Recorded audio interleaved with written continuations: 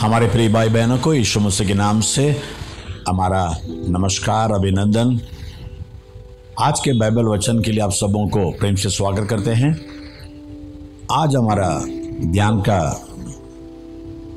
अध्याय है पहला शमूएल 31वां अध्याय, फर्स्ट शमूएल चैप्टर 31। हम प्रार्थना करेंगे।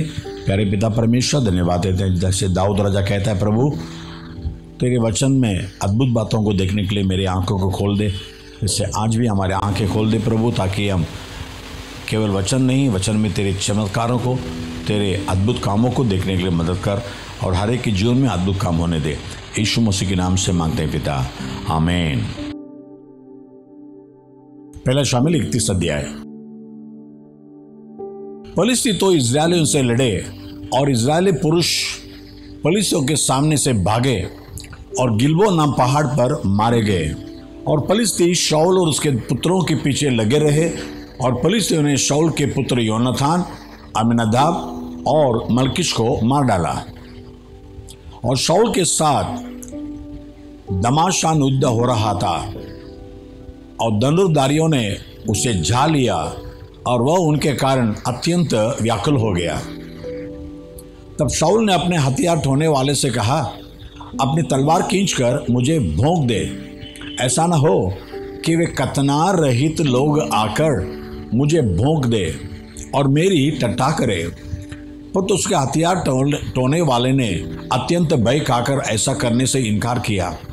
तब शाऊल अपनी तलवार कड़ी करके उस पर गिर पड़ा। यह देखकर कि शाऊल मर गया, उसका हथियार ढोने वाला भी अपनी तलवार पर आप गिरकर उसके साथ मर गया। यूं शाऊल और उसके तीनों पुत्र और उसका हथियार ढोने वाला और उसके समस्त जन उसी दिन एक संग मर गए। यह देखकर कि इस्राएली पुरुष भाग गए और शाऊल और उसके पुत्र मर गए, उस तराई की परली ओर वाले और यरदन के पार रहने वाले भी इस्राएली मनुष्य अपने अपने नगरों को छोड़कर भाग गए और फिलिस्ती आकर उनमें रहने लगे। दूसरे दिन जब फिलिस्ती मारे हुओं का माल को लूटने आए, तब उनको शाऊल और उसके तीनों पुत्र गिलबो पहाड़ पर पड़े हुए मिले। तब उन्होंने शाऊल का सिर काटा और हथियार लूट लिए और फिलिस्तियों के देश के सब स्थानों में दूतों को इसलिए भेजा कि उनके देवालयों और साधारण लोगों में यह शुभ समाचार देते जाए। तब उन्होंने उसके हथियार तो अस्तोरेत नाम देवियों के मंदिर में रखे और उसके लोथ बेतसान की शहरपना में जड़ दी।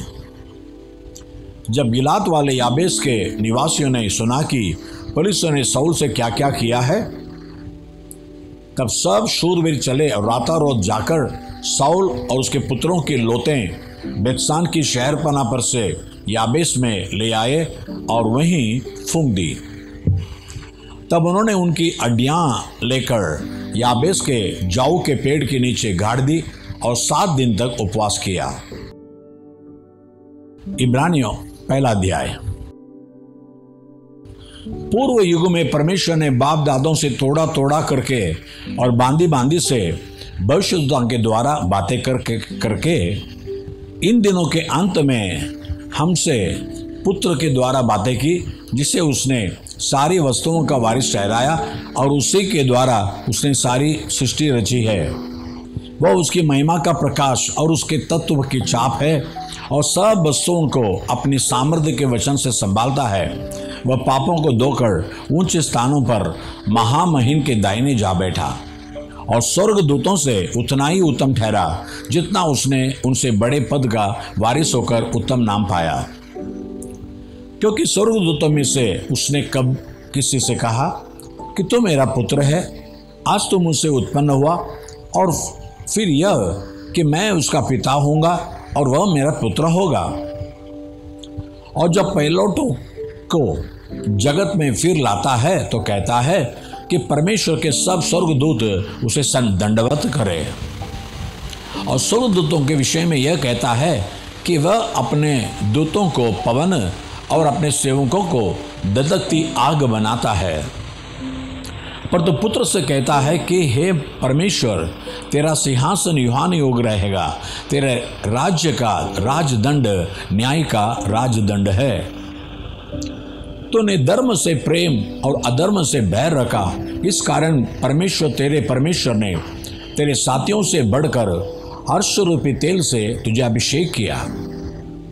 और यह कि हे प्रभु, आदि में तूने पृथ्वी की नींव डाली और स्वर्ग तेरे हाथों की कारीगरी है। वे तो नाश हो जाएंगे, परंतु तू बना रहेगा, और वे सब वस्त्र की नाई पुराने हो जाएंगे।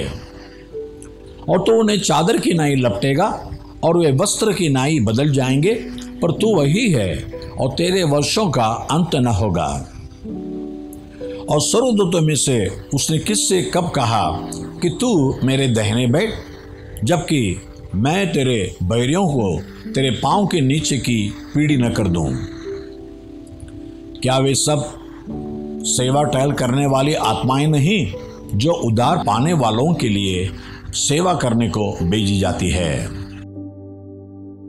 इब्री 2 अध्याय।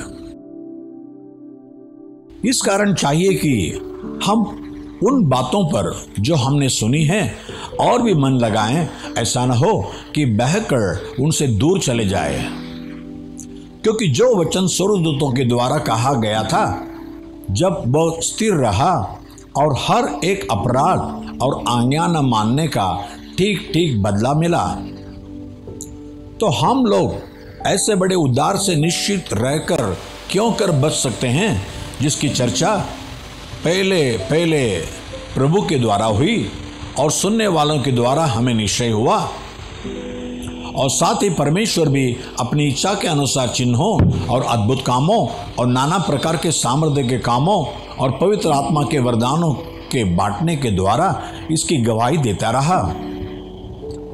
उसने उस आने वाले जगत को, जिसकी चर्चा हम कर रहे हैं, स्वर्गदूतों के अधीन न किया, वरन किसी ने नहीं यह गवाही दी है कि मनुष्य क्या है कि तू उसकी सुधि लेता है, या मनुष्य का पुत्र क्या है कि उस पर दृष्टि करता है।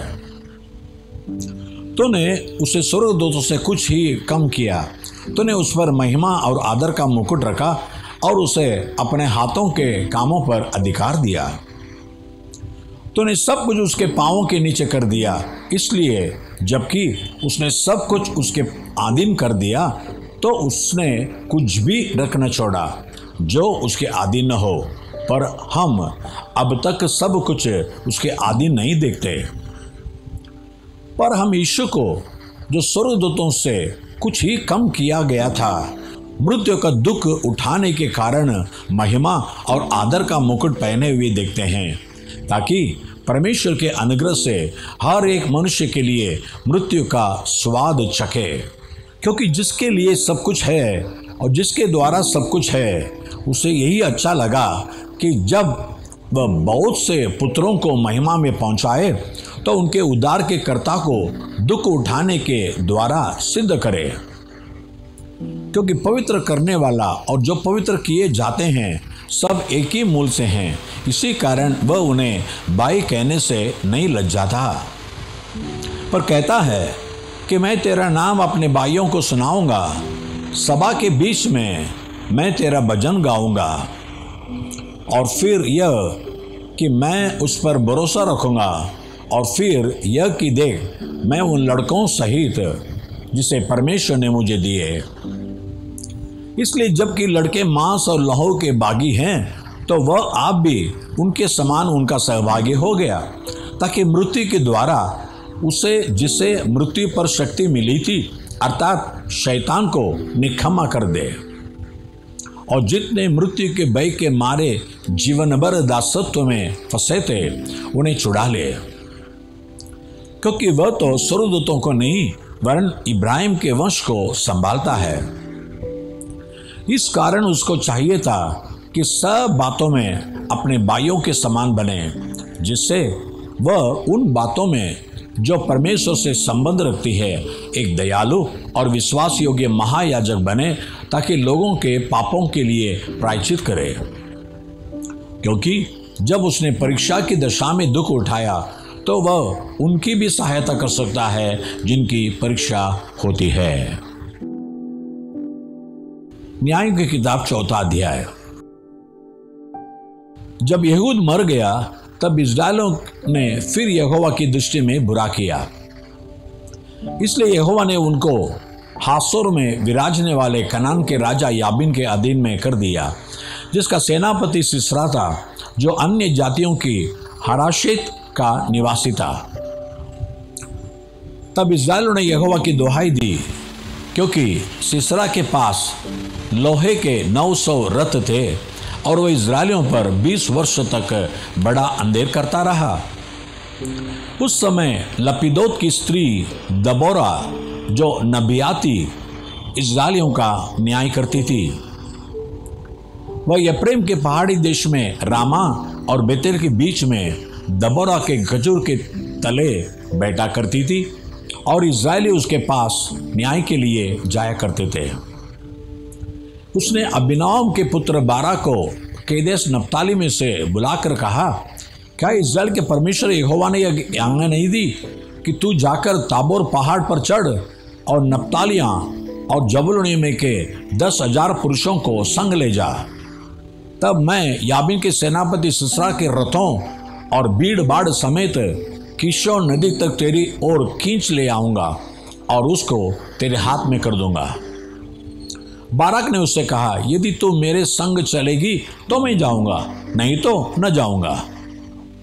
उसने कहा, निस्संदेह मैं तेरे संग चलूंगी, तो भी ये यात्रा से तेरी तो कुछ बड़ाई न होगी, क्योंकि यहोवा सिसरा को एक स्त्री के अधीन कर देगा। तब दबोरा उठकर बाराक के संग केदेश को गई।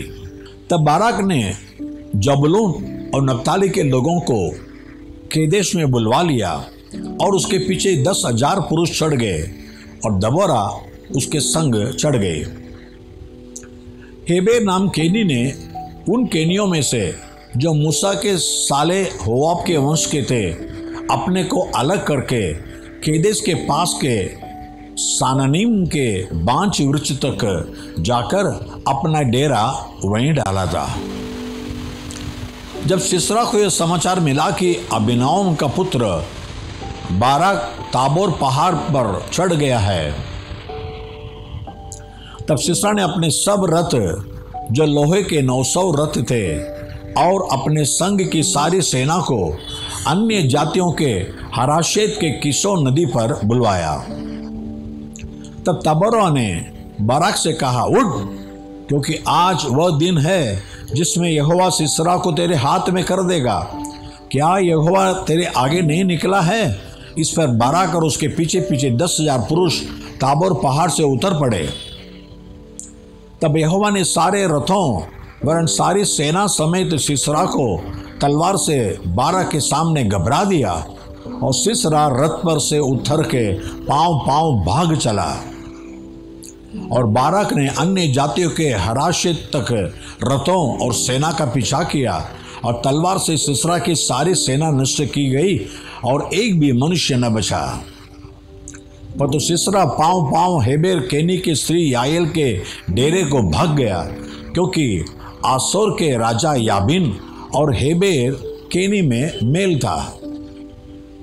तब याएल सिसरा के बेंट के लिए निकलकर उससे कहने लगी, हे मेरे प्रभु, आ मेरे पास आ और न डर।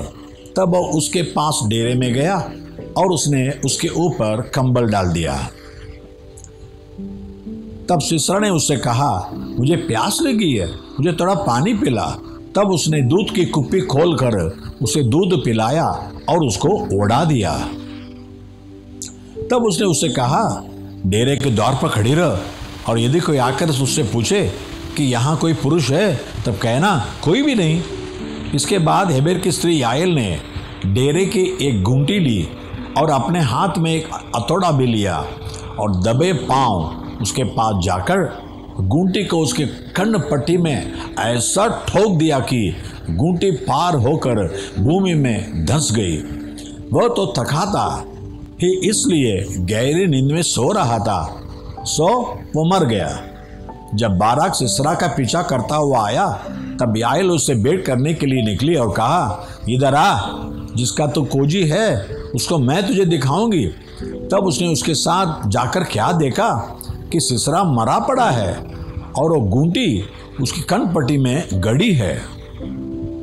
इस प्रकार परमेश्वर ने उस दिन गानान के राजा याबीन को इस्राएलियों के सामने नीचा दिखाया और इस्राएली कनान के राजा याबीन पर प्रबल होते गए, यहां तक कि उन्होंने गनान के राजा याबीन को नष्ट कर डाला। प्रिय भाई बहनों, जैसा हमने देखा कि परमेश्वर कैसे शत्रुओं पर आसानी से विजय दे दिया, ऐसे आपको भी आपके भले शत्रु कोई भी हो, शत्रु शैतान भी हो, लेकिन उसको आसानी से आप जीतने के लिए परमेश्वर आपको सामर्थ्य देंगे। हम प्रार्थना करेंगे। प्यारे पिता परमेश्वर, धन्यवाद देते प्रभु, जो कमजोर थे इजरायली बाराक, उनको परमेश्वर एक देबोरा भविष्यद्वक्तिनी के द्वारा तो उन्हें सामर्थ्य दिया और सामर्थ्य से सारे शत्रु को उन्होंने हरा दिया और शत्रु उनके सामने जमीन में फंस गया। वैसे आप वचन सुनने वाले हर एक के जीवन में जो भी शत्रु आत्मिक तौर से हो, शारीरिक तौर से हो, उनके विरुद्ध उठते हैं, सब शत्रुओं के कामों को तो नष्ट कर दे, क्योंकि शत्रुओं के कामों को नष्ट करने के लिए प्रभु यीशु मसीह प्रकट हुआ है और उनको हर बातें में जीत दे दे और ये आशीष पाने दे। यीशु मसीह के नाम से मांगते पिता, आमीन और आमीन। God bless you. परमेश्वर आपका आशीष करे। आमीन।